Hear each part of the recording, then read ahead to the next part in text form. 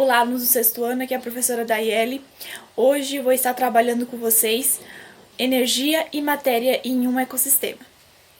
O que esse conteúdo vai se tratar principalmente? Sobre como seres vivos conseguem obter o seu próprio alimento.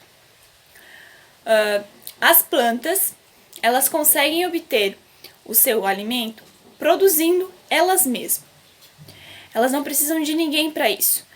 As próprias plantas conseguem produzir o próprio alimento por um processo chamado fotossíntese. Então, de que forma isso acontece?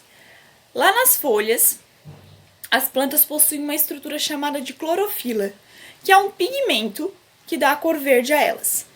Só que essa clorofila também ajuda e faz uma importante função, que é a fotossíntese, porque ela consegue, a clorofila, consegue capturar a luz, não necessariamente precisa ser luz solar, qualquer luminosidade, e dali consegue produzir o próprio alimento.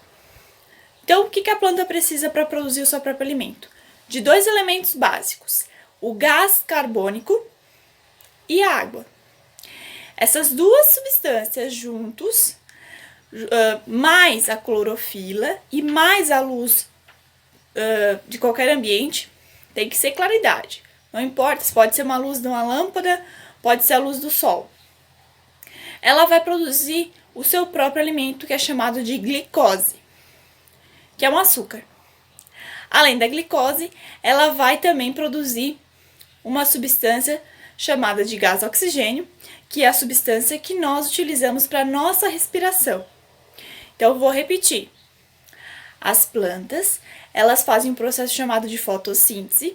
Elas utilizam o gás carbônico e a água, mais clorofila, que é o pigmento verde das plantas, das folhas, e a luz para produzir o próprio alimento, que é a glicose, que é um tipo de açúcar que elas produzem, que vai servir de alimento.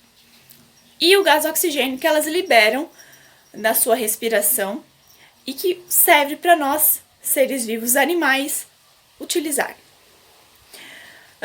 Também eu quero explicar para vocês que nós temos 3 tipos de classificações dos seres vivos em relação à obtenção de alimento: os produtores, os consumidores e os decompositores.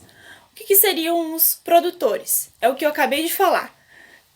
Toda a explicação das plantas. Os produtores são os seres vivos que conseguem produzir o próprio alimento. Por isso que o nome já diz produtor. Produz o próprio alimento. Exemplo, as plantas. Os consumidores são os seres vivos que não produzem o próprio alimento. São nós, animais. Seres vivos, animais. E o ser humano também se classifica como um animal. Eles não conseguem produzir o próprio alimento, então precisam estar se alimentando de outros seres vivos para sobreviver. Ou caçando, ou no caso, procurando o seu alimento.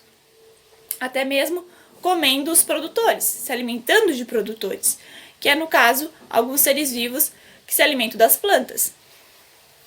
E o último são os decompositores, que são seres vivos que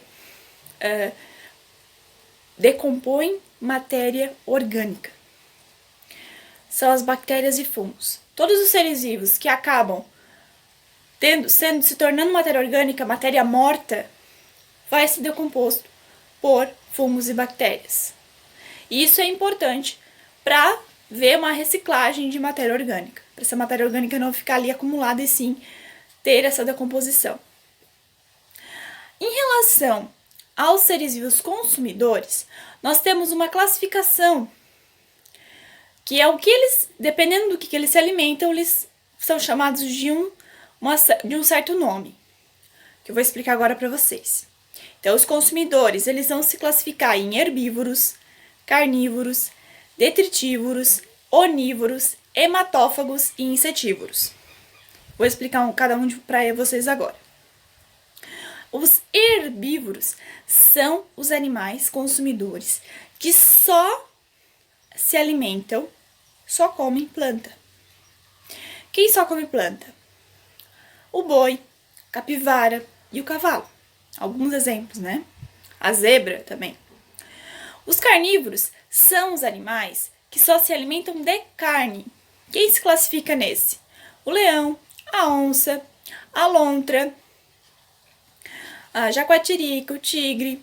Então, tem diversos animais que são carnívoros. Os onívoros são os animais que se alimentam tanto de plantas como de carne. Então, eles conseguem consumir, tanto faz para eles. Um dos dois serve como alimento, tanto planta como carne. Então, aqui a gente classifica os seres vivos, os seres humanos. Nós, seres humanos, somos onívoros. A ema, que é uma ave, e a galinha são também onívoros. Os hematófagos são os seres vivos que só se alimentam de sangue. Aí nós vamos ter algumas espécies de morcego, que nem todas as espécies de morcego se alimentam de sangue, mas algumas.